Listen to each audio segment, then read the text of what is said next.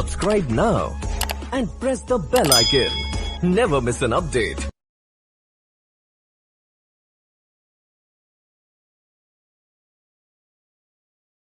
उसको script tag लगा के और इधर से उधर मर्ज कर लेंगे, है ना। तो वो कहानी अब हमको समझना है।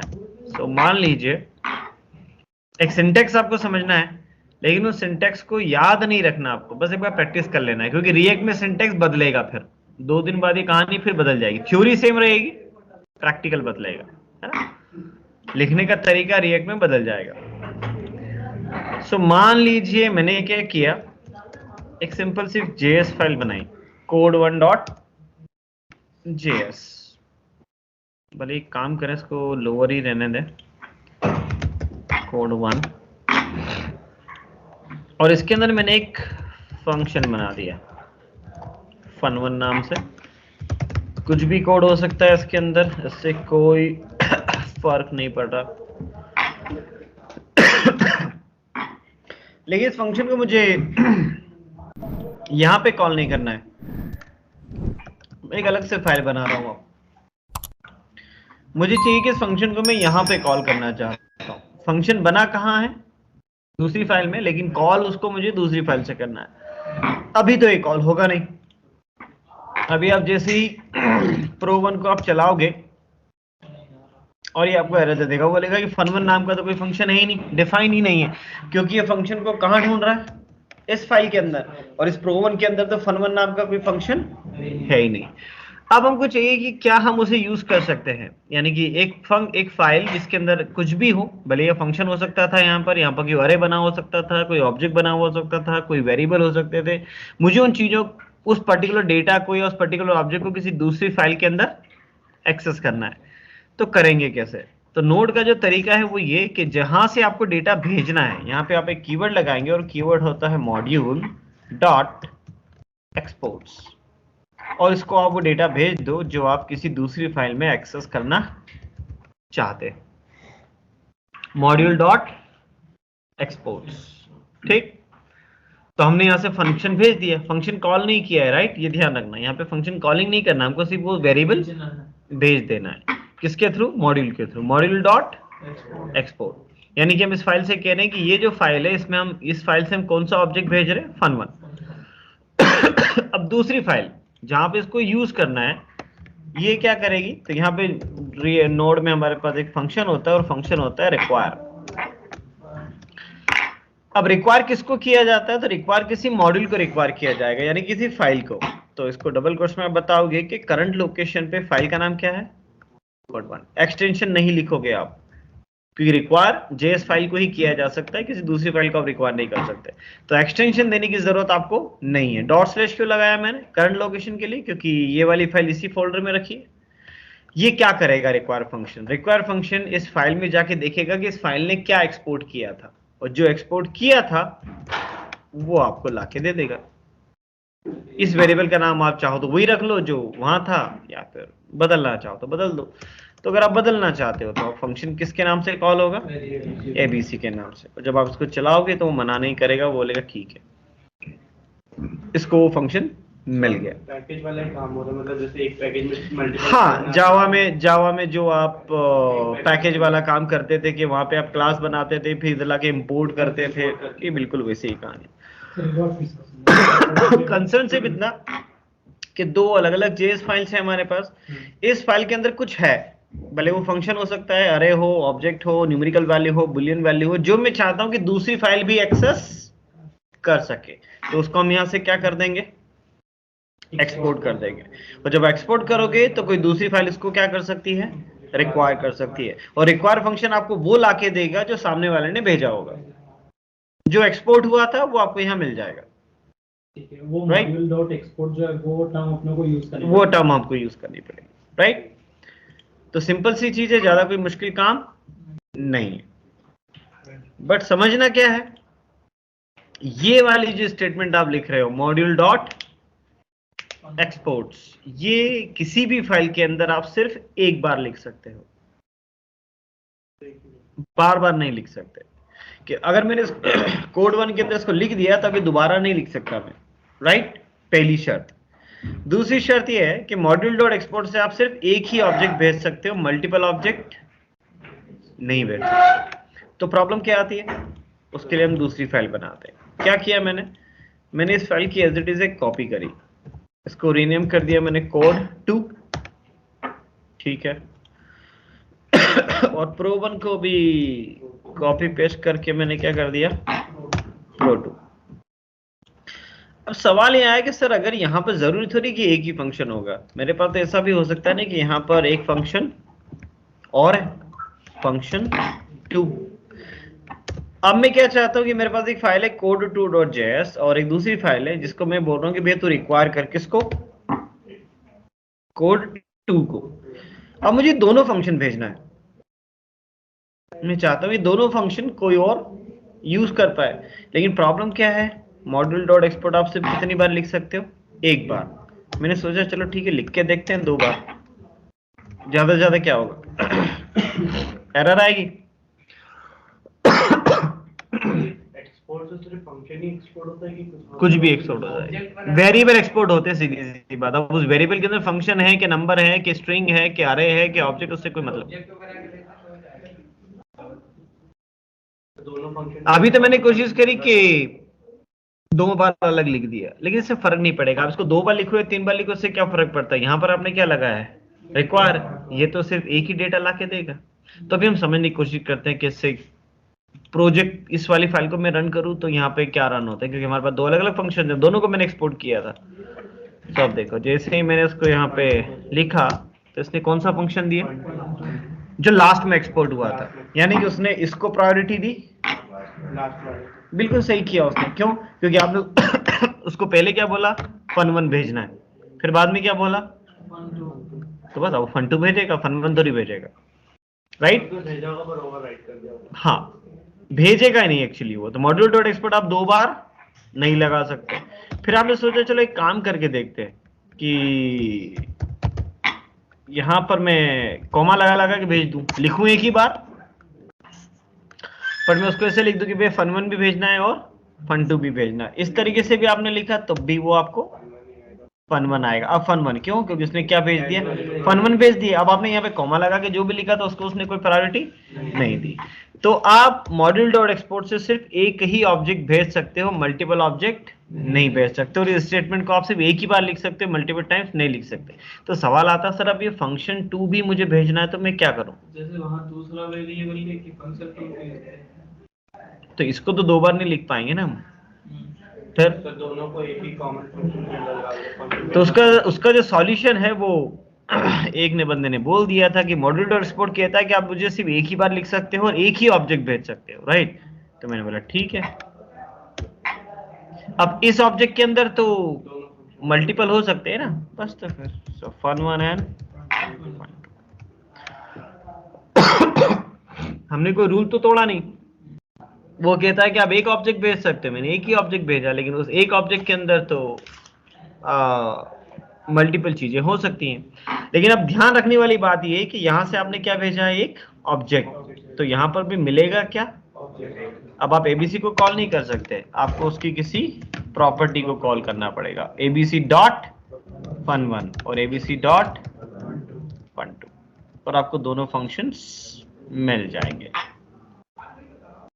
राइट। तो जब भी आपको एक फाइल से मल्टीपल चीजें भेजनी हो तो आप यहां से पहले एक ऑब्जेक्ट भेजो और उस ऑब्जेक्ट के अंदर वो सारी चीजें ऐड करके भेज दो। अब जरूरी नहीं कि आप फंक्शन ही भेजना चाह रहे हो, यहां पर क्या हो सकता था, एक अरे भी हो सकता था। अब आपने ये अरे भी भेज दिए, तो जब आपने अरे भेजा तो यहां पर मैं इस अरे को यूज करके दिखा देता हूं। तो मैंने क्या, कंसोल डॉट एबीसी डॉट अरे, और वो अरे भी आ गया, राइट। सो ये मॉड्यूल एक्सपोर्ट और रिक्वायर की कहानी समझ आ गई सभी को, ठीक। तो इसको सिर्फ एक बार चलाना है, क्यों, इसको याद करने की जरूरत नहीं है, क्योंकि रिएक्ट में कहानी प्रैक्टिकली बदल जाएगी। थ्योरी कंसेप्ट वही है, लेकिन लिखने का तरीका रिएक्ट में अलग है। वो इस तरीके से रिक्वायर नहीं चलाएगा या मॉड्यूल डॉट एक्सपोर्ट नहीं करेगा, वो तरीका थोड़ा सा अलग है, काम यही करेगा, लिखने का तरीका थोड़ा सा अलग है, तो इसको ज्यादा याद करने की कोई जरूरत नहीं है। हाँ, लेकिन आप में से जो फुल स्टैक वाले, जो एक्सप्रेस पढ़ने वाले हैं आगे चल के, कौन कौन है फुल स्टैक वाला? मीन और मर्न वाले, तो एक ही है बस, बाकी सब फ्रंट एंड वाले ही हैं।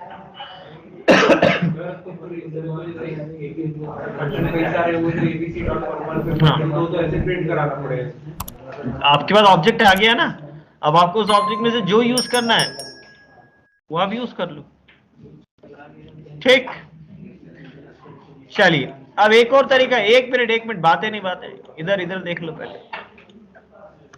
अब मान लीजिए एक और जरूरत पड़ती है कि भैया कोड2 नाम की फाइल क्या कर रही है, 3 चीजें भेज रही है, अरे भी भेज रही है, fun1 भी भेज रही है, और अब मुझे यहां पर सिर्फ उस fun2 फंक्शन की, किसकी जरूरत है? सिर्फ fun2 की। लेकिन ये तो क्या भेज रहा है, पूरा का पूरा ऑब्जेक्ट भेज रहा है। मेरे पास पूरा ऑब्जेक्ट आ गया, जबकि मुझे उस पूरे ऑब्जेक्ट की कोई जरूरत, मुझे सिर्फ क्या चाहिए। तो अगर आपको उस ऑब्जेक्ट में उस की का नाम पता ही हो गई, तो आप यहाँ कर्ली ब्रेसेस लगा सकते हो और उस की का नाम लिख सकते हो, आपको पूरा ऑब्जेक्ट नहीं मिलेगा। अब आपको सिर्फ fun2 मिलेगा, लेकिन आपको यहाँ पे वही की मेंशन करनी पड़ेगी जिस की से आपने यहाँ पे डेटा भेजा था, तो आपको सिर्फ वो स्पेसिफिक फंक्शन मिल जाएगा, पूरा ऑब्जेक्ट नहीं मिलेगा।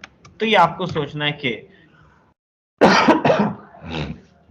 आपको पूरा ऑब्जेक्ट चाहिए या स्पेसिफिक फंक्शन चाहिए। अब जैसे अरे भी चाहिए होता तो यहाँ पे आप कॉमा लगा के अरे अब लिख सकते हैं, तो आपको अरे डायरेक्ट मिल जाएगा console.log। तो ये सारे अलग अलग ऑप्शन है कि आप किस तरीके से एक्सपोर्ट कर सकते हो, किस तरीके से इंपोर्ट कर सकते हो, राइट। ऑनलाइन बेच, तो अभी आप देखोगे तो फोल्डर पूरा खाली है ना, कुछ नहीं है इस फोल्डर के अंदर, एम्प्टी फोल्डर है। अब यहाँ पर मैं कमांड चला रहा हूँ, नोड कहता है कि अगर आपको नोड का कोई सा भी प्रोजेक्ट बनाना हो, भले वो रिएक्ट का प्रोजेक्ट हो, एंगुलर का प्रोजेक्ट हो, Vue.js हो, Express.js हो, रेस्ट हो, नेस्ट हो, बहुत सारे टूल्स है नोड के अंदर।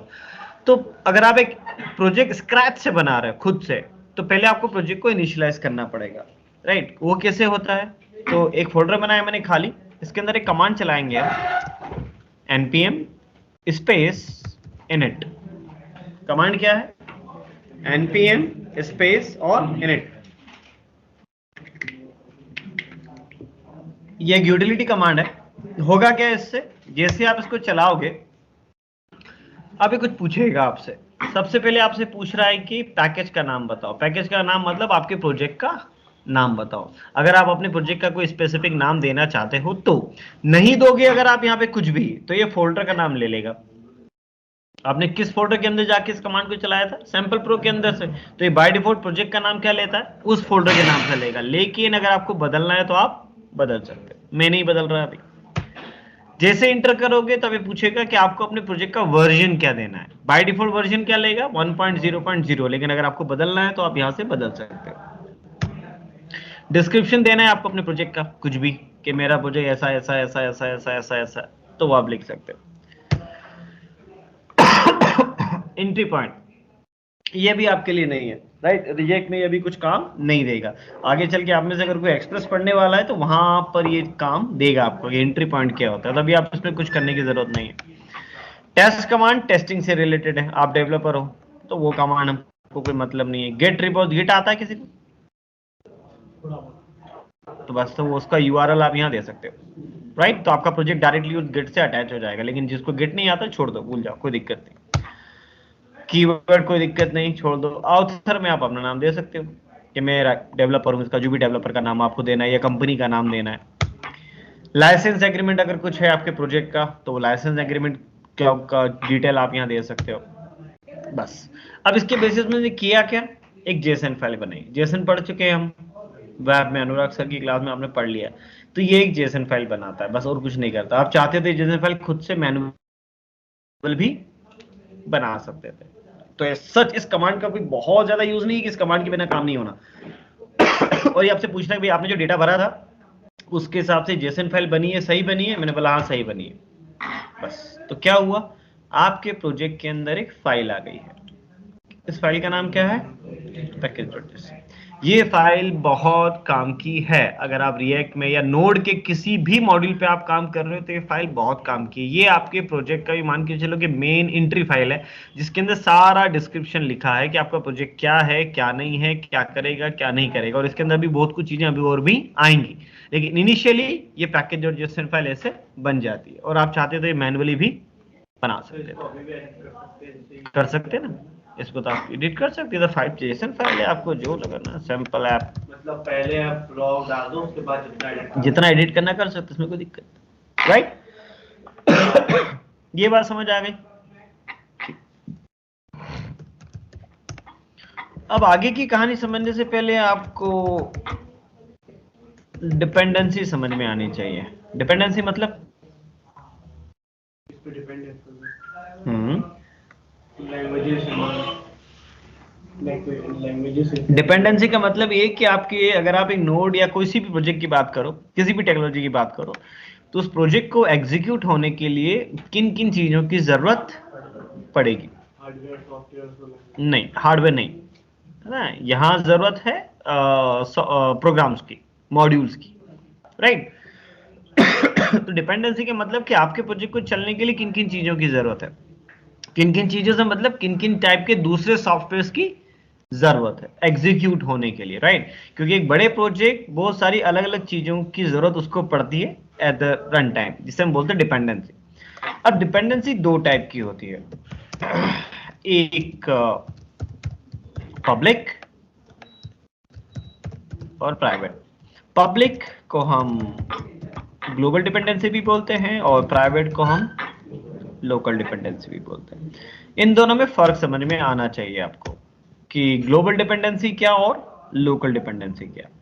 ग्लोबल डिपेंडेंसी पहले प्राइवेट समझ लो। प्राइवेट का मतलब, अगर आपके पास नोड के 10 प्रोजेक्ट है तो उन 10 प्रोजेक्ट की अपनी अलग अलग डिपेंडेंसी हो सकती है, राइट। ऐसी डिपेंडेंसीज जो हर प्रोजेक्ट की अलग अलग है।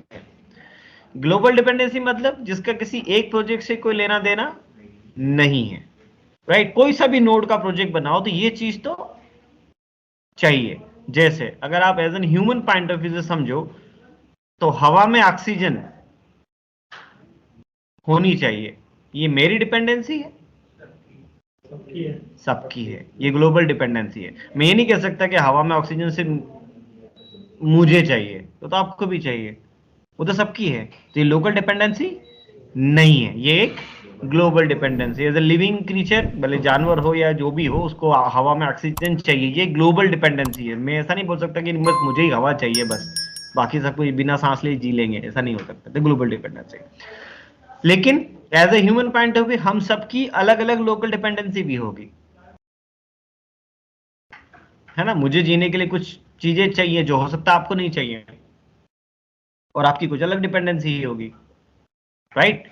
अब आप मान लीजिए अगर आपके में किसी के पास कार है तो अब आपकी डिपेंडेंसी है वो, कि आपको कार में ही जाना पसंद है, आपको बाइक समझ नहीं आती। अब कार है तो कार के लिए फिर अलग कहानी है। लेकिन कोई अब में से कोई साइकिल वाला, तो उसकी कोई डिपेंड, उसको पेट्रोल के भाव बढ़े के कम उसको क्या लेना देना, बढ़ जाए हो जाए 1000 रुपए लीटर, उसको क्या फर्क पड़ता है। उसको तो साइकिल, उसकी डिपेंडेंसी है ही नहीं, पेट्रोल उसकी डिपेंडेंसी में कहीं आता नहीं।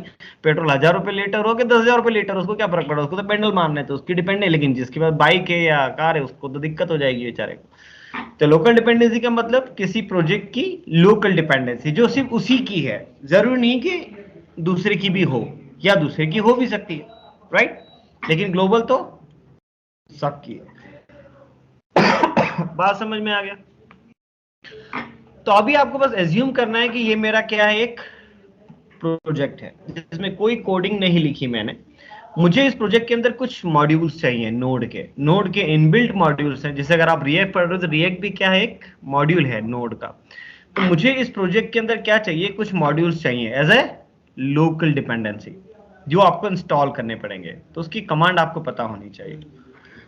तो लोकल की कमांड क्या है, npm space install space hyphen save, right. और फिर उस मॉड्यूल का नाम जो आपको चाहिए। ये कमांड आपको चलानी पड़ेगी, और ये कमांड जब भी चलाओगे तो आपके पीसी पे इंटरनेट होगा, होना चाहिए, क्योंकि ये जो भी मॉड्यूल आप यहाँ लिखोगे ये मॉड्यूल कहाँ से डाउनलोड होगा? इंटरनेट से, राइट? बिना इंटरनेट के कमांड नहीं चलेगी, है ना? ये कमांड आपको कब चलानी है? जब आपको कोई मॉड्यूल आपके प्रोजेक्ट के अंदर चाहिए, है ना? अभी मैं इसको आप चला के दिखा रहा हूँ, मॉड्यूल के नाम में जो लिख रहा हूँ उसमें आपको कंफ्यूज होने की कोई जरूरत नहीं, वो सिर्फ आपको समझाने के लिए।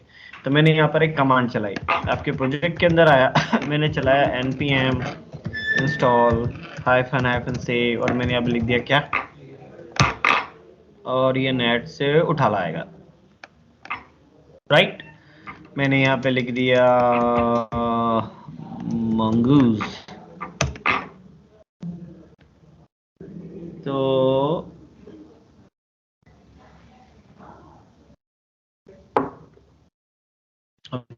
बड़ा मॉड्यूल होगा उतना टाइम लेगा।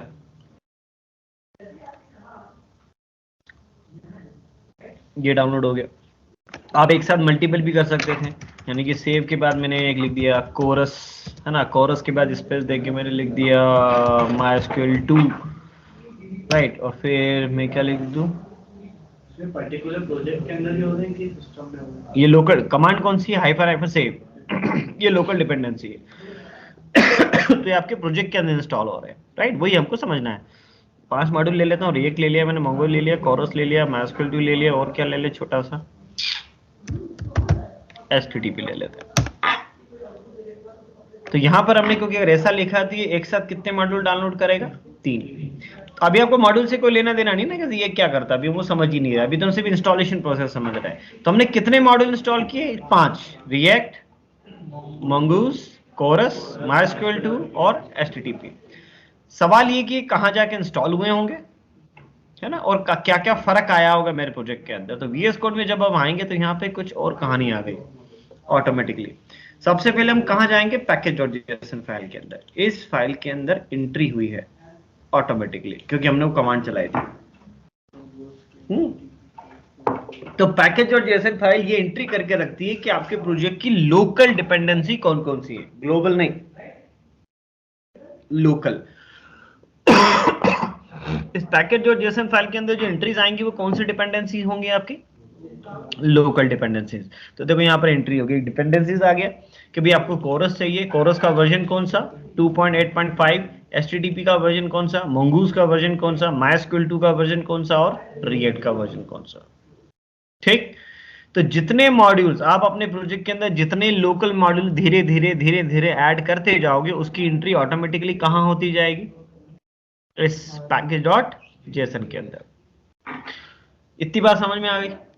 अब अगर कोई मॉड्यूल की एंट्री हो गई, बाद में आपको पता लगा कि ये मॉड्यूल नहीं चाहिए, हमें हटाना है, तो आप ठीक इसकी उल्टी कमांड चलाओगे कि जैसे मान लो मुझे HTTP हटाना है, तो मैं यहाँ पर आया और इंस्टॉल की जगह हो जाएगा npm remove -f save HTTP। तो पैकेज.json से देखो वो एंट्री हट गई, राइट? तो यहाँ पे डायरेक्ट नहीं हटा सकते? डायरेक्ट नहीं हटाएंगे, हम हटा सकते हैं, पर हटाएंगे क्यों नहीं वो मैं बता देता हूँ। ये बात समझ में आ गई? दोनों कमांड समझ में आ गई, npm install और npm remove। ये तो सिर्फ एंट्री है। अब समझना है कि प्रोजेक्ट अभी अभी कितने मॉड्यूल, कितनी डिपेंडेंसी है हमारे पास? 4। ये 4 मॉड्यूल इंस्टॉल कहाँ हुए जाके? तो ये रहा वो फोल्डर node_modules, और ये मैं आपको फोल्डर स्ट्रक्चर से दिखाता हूँ। ये रहा वो फोल्डर जिसके अंदर वो सारे मॉड्यूल्स आके ऑटोमेटिक बनाए। तो जैसे आपने npm इंस्टॉल चलाया और ये बन गया, ये आपको नहीं बनाना, राइट? तो ये रहे वो मॉड्यूल। अब आप बोलोगे सर हमारी डिपेंडेंसी तो सिर्फ 4 ही है।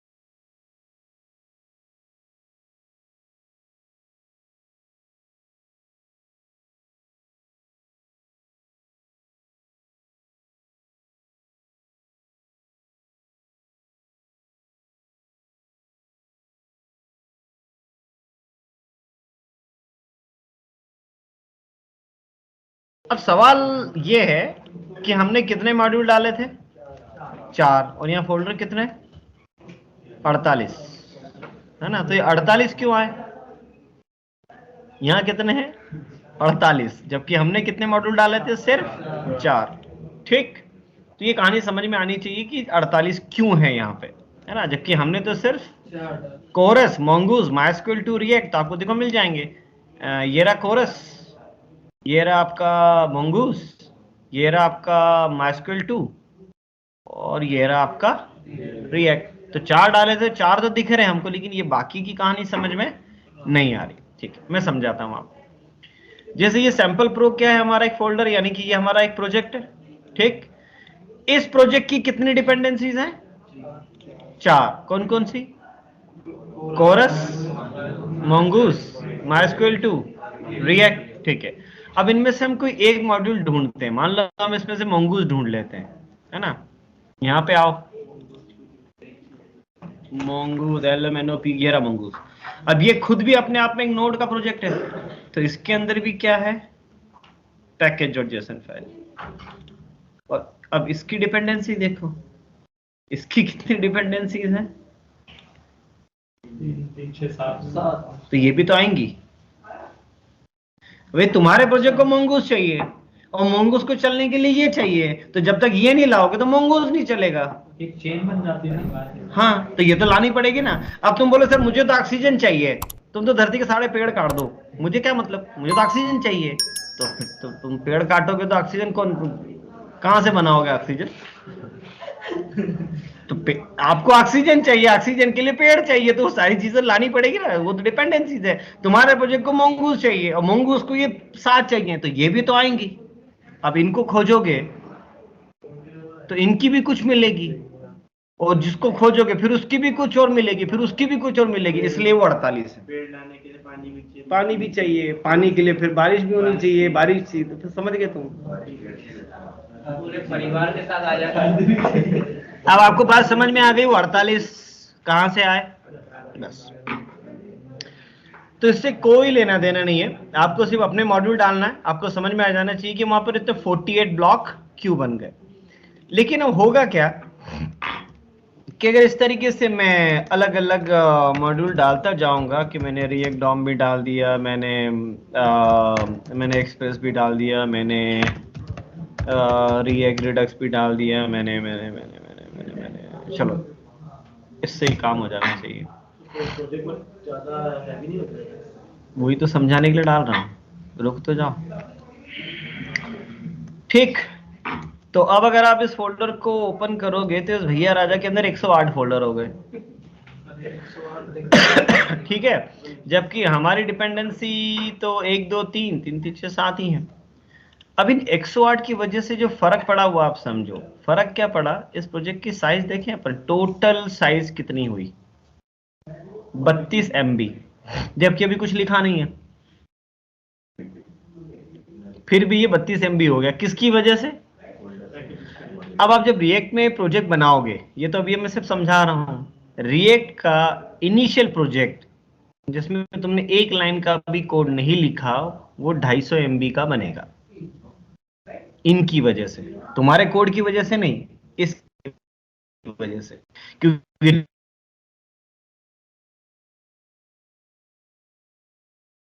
चाहिए तो परिवार जब 250 MB की जगह ले लेगा वो। ठीक है सर, ये तो बहुत, जैसे मान लो स्काइप पे आप अब रिएक्ट पढ़ेंगे, तो मान लो यही प्रोजेक्ट मुझे भेजना है, तो मैं उसको जिप करके तुमको भेजूंगा, तो कितने MB जाएगा, 32 MB। फिर तुम डाउनलोड करोगे उधर से तो 32 MB डाउनलोड होगा। तो ये तो बड़ा मुश्किल काम है। नहीं, ऐसा नहीं होता। आप आगे चल के नोड का कोई सा भी प्रोजेक्ट नेट से भी डाउनलोड करोगे, या रिएक्ट का भी कोई सा प्रोजेक्ट डाउनलोड करोगे, तो ये ध्यान रखना, ये फोल्डर नहीं आएगा उसमें। कोई भी आपको लोड अंडरस्कोर मॉड्यूल नहीं भेजेगा, मैंने उसको डिलीट कर दिया। अब अगर डिलीट कर दिया तो आप बोलोगे सर अब डिलीट हो गया, चलो ठीक है, लेकिन एक बात मान के चलो कि अगर इसके अंदर कुछ कोड लिखा होता, राइट, और वो फोल्डर मैंने डिलीट कर दिया, तो क्या वो कोड चलता? एरर आती, क्योंकि उस कोड के अंदर तो तुमने उन सारे मॉड्यूल्स को यूज कर रखा होता। अब वो मॉड्यूल ही हटा दिए मैंने, पूरा फोल्डर ही डिलीट कर दिया। तो आप बोले सर नेट से अगर मैं कोई प्रोजेक्ट डाउनलोड करता हूं तो वो तो ऐसा डाउनलोड होगा सूखा, कुछ नहीं इसके अंदर, नोड अंडरस्कोर मॉड्यूल है ही नहीं। अब लाएंगे कैसे उसको? तो आप बोलोगे सर वापस वही npm इंस्टॉल npm सारी कमांड चलाओ, लेकिन मेरे को तो प्रॉब्लम है। क्यों? क्योंकि मैंने मान लो 15 मॉड्यूल डाउनलोड कर रखे थे, फिर से वो 15 कमांड बार बार चलाऊं? नहीं, आपको बस एक काम समझना है, पैकेज और जेसन से एंट्री नहीं हटाई हमने, ये एंट्री नहीं हटाना है। हाँ, ये एंट्री काम की है, मैंने उसे वो फोल्डर हटाया था, कौन सा, नोड अंडरस्कोर मॉड्यूल, ये एंट्री नहीं हटानी है, ये एंट्री काम की है। ये एंट्री आपके प्रोजेक्ट को बता रही है कि तुमको चलने के लिए ये 6-7 मॉड्यूल चाहिए। अगर ये एंट्री सही सलामत है तो मैं फिर से अपने फोल्डर पे आऊंगा और यहां बस एक कमांड चलाऊंगा npm, बस। अभी npm इंस्टॉल कमांड क्या, आप इसको बता नहीं रही क्या डालना है, तो जैसे ही कमांड चलाओगे ये पैकेज और जेसन फाइल ढूंढेगा, उसके अंदर से डिपेंडेंसी ढूंढेगा और सब फिर उठा लाएगा इंटरनेट से। आपको नहीं बताना एक एक करके। वो 108 फोल्डर फिर आ गए होंगे, देखो वो फोल्डर फिर सज गया हो, फिर आ गए। तो आपको इस फोल्डर की टेंशन लेने की जरूरत नहीं है, आपको पैकेज और जेसन की टेंशन लेने की जरूरत है। इस फाइल के अंदर से एंट्री नहीं हटनी चाहिए, नहीं तो सब गड़बड़ हो जाएगी। ये npm इंस्टॉल करा और सब आया। जब क्लाइंट को जो प्रोजेक्ट चाहिए, सर्वर पे हम जब डिप्लॉय करते हैं तो नोड अंडरस्कोर मॉड्यूल नहीं भेजते, हम सिर्फ हमारा प्रोजेक्ट भेजते हैं, और जब उस सर्वर पे भेज देंगे वहां पे कमांड चला देंगे npm इंस्टॉल, वो वहां डाउनलोड कर लेगा, हमको थोड़ी टेंशन लेना, वो तो उनकी टेंशन है। दिखाता हूँ कि आपको क्या करना है। इस कमांड को चलाने के बाद आप बस ये कमांड डायरेक्ट चला के देखिए, क्रिएट रिएक्ट ऐप, और अगर ये मॉड्यूल इंस्टॉल हो गया होगा तो एरर नहीं देगा। ये इस तरीके से चल जाना चाहिए, यानी कि ये मॉड्यूल ग्लोबल डिपेंडेंसी में आ गया है। अब आपको रिएक्ट का प्रोजेक्ट बनाना है, आ जाओ, स्पेस दो, और आपको जो भी प्रोजेक्ट बनाना है उसका नाम दो। इस प्रोजेक्ट के नाम में स्पेस नहीं आएगी, कैपिटल लेटर्स नहीं आएंगे, सारे लोअर आएंगे, राइट। बस अब डिपेंड करेगा कि आपका पीसी कितना फास्ट है और नेट की स्पीड कितनी अच्छी है, क्योंकि ये प्रोजेक्ट बनने में टाइम लगेगा, क्योंकि इसको 250 MB डाउनलोड करना है। अगर आपका नेट का इश्यू है घर पे, है ना, अगर आप नेट का इश्यू है आपके घर पे, क्योंकि आप वो 1 GB वाले डेटा से अगर रिएक्ट चलाओगे और दिन के तुमने 4 प्रोजेक्ट बना डाले ऐसे, तो वो 1 GB गया, 250 MB 250 MB 250 MB 250 MB, है ना। उसका तरीका बाद में बता दूंगा, लेकिन अभी तो, है ना, क्योंकि एक प्रोजेक्ट बना कि ने तुम्हारा 1 GB में से 250 MB खा जाएगा ये, है ना, क्योंकि ये 250 MB डाउनलोड कर रहा है अभी, इसलिए इतना टाइम ले रहा है। तो इंतजार ही कर सकते और कुछ नहीं कर सकते। तो उसका तरीका ये है कि आपने एक पहला प्रोजेक्ट बना लिया, बन गया प्रोजेक्ट, सारे 250 MB एक बार डाउनलोड हो गए। अब जब नया प्रोजेक्ट बनाना तो ये कमांड मत चलाओ, उसी फोल्डर की copy paste copy paste copy paste copy paste copy paste. तो नेट की जरूरत नहीं तुमको, फोल्डर का नाम बदलना है बस। एक बार बन गया ना प्रोजेक्ट, दोबारा भी बनाओगे तो भी वही बनेगा, तो नेट क्यों यूज कर रहे हो। एक खाली प्रोजेक्ट बना लिया, उसमें एक भी लाइन का कोड मत लिखो, एम्प्टी प्रोजेक्ट है वो, उसको बना के रख लो एक फोल्डर में। बस जब नया प्रोजेक्ट बनाना है, उस पूरी फोल्डर की कॉपी करी, पेस्ट किया, फोल्डर का नाम रीनेम किया, बस, तो नेट नहीं लगेगा। और अगर समाज सेवा नेट चल रहा है तो फिर कोई दिक्कत नहीं। किस पे? विजुअल स्टूडियो तो टाइपिंग करने के लिए, आप सब लाइन यूज कर लो, उसका एग्जीक्यूशन से तो कोई लेना देना है। विजुअल स्टूडियो क्या है, वो तो एडिटर है ना, एग्जीक्यूट थोड़ी कर रहा है वो, एग्जीक्यूट तो नोड करेगा आपके प्रोजेक्ट। और इतनी देर बातें कर लिए, फन्ने आगे ही नहीं बढ़ा।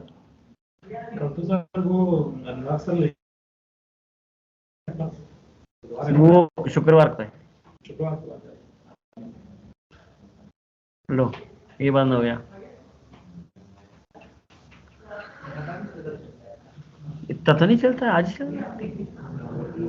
थोड़ी जान आई, बुरा लगा उसको, बुरा लगा है।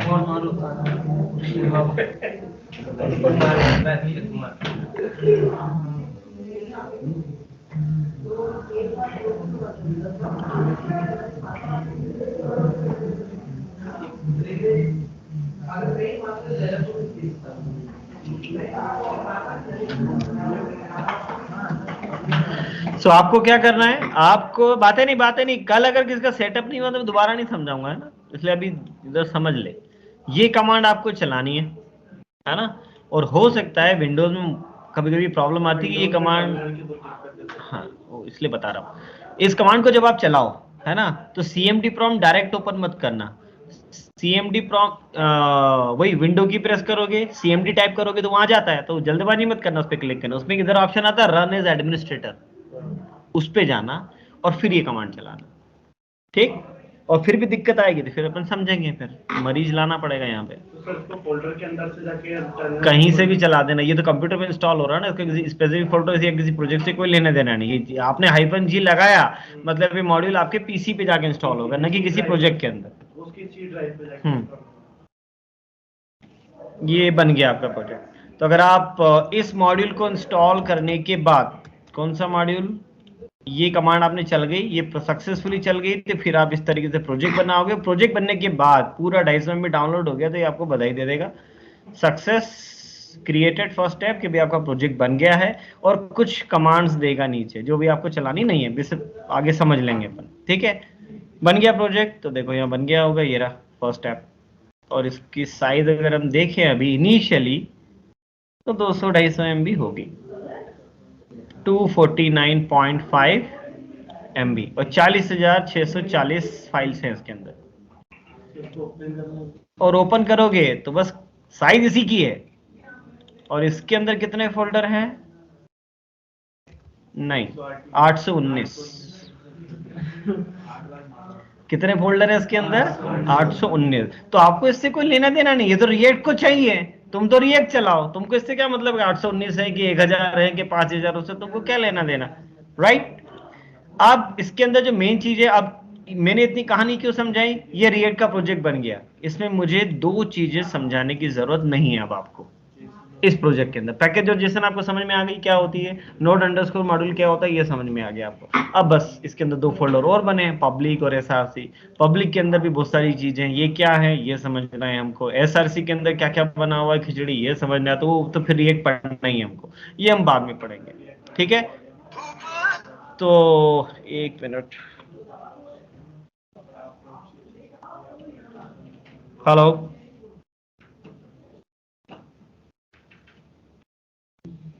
1 minute ma'am, 2 minute.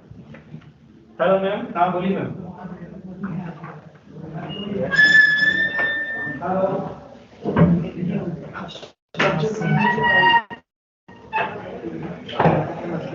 Steamer lab local storage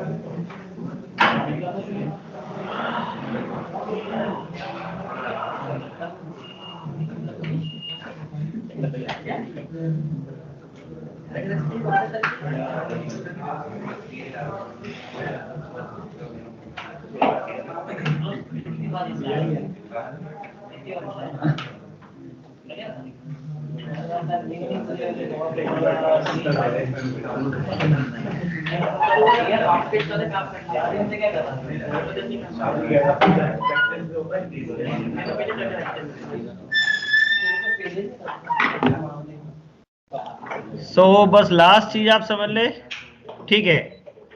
project बना लेंगे, प्रोजेक्ट बन गया, इसने आपको मैसेज दे दिया कि भी सक्सेस। अब ये project by default running mode में रहता है, यानी कि आप इसको चला सकते हो, बिलीव आपने इसमें भी कुछ नहीं लिखा, तो आपको चला के देखना है। कैसे देखोगे, तो अभी देखो, अभी हम कहां पर हैं अभी,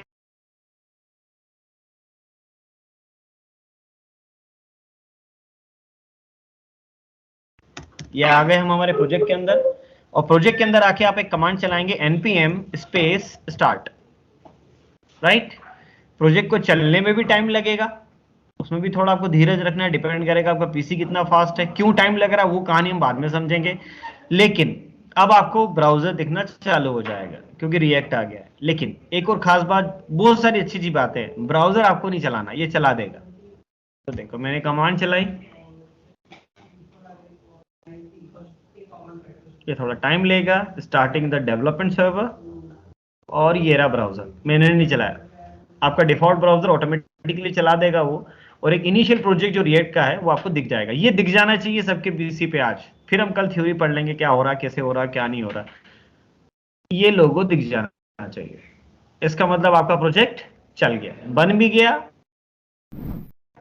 चल ठीक। बस अब कैसे चला, कहां पर क्या कोड लिखा है, उन फाइलों का मतलब क्या, वो बात की बात, लेकिन इतना सेटअप एटलीस्ट हो जाना चाहिए। और अगर आपका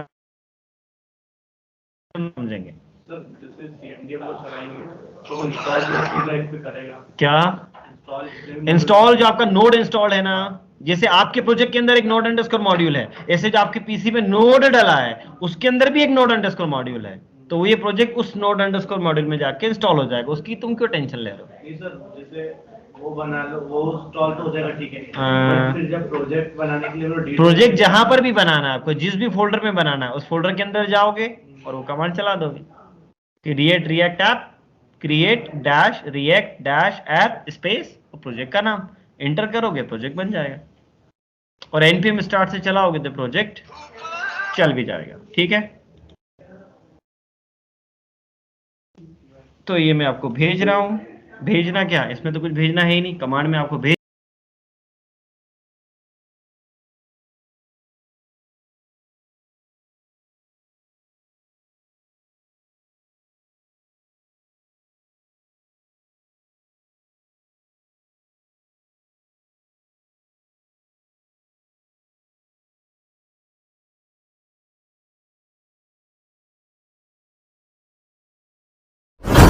Subscribe now and press the bell icon. Never miss an update.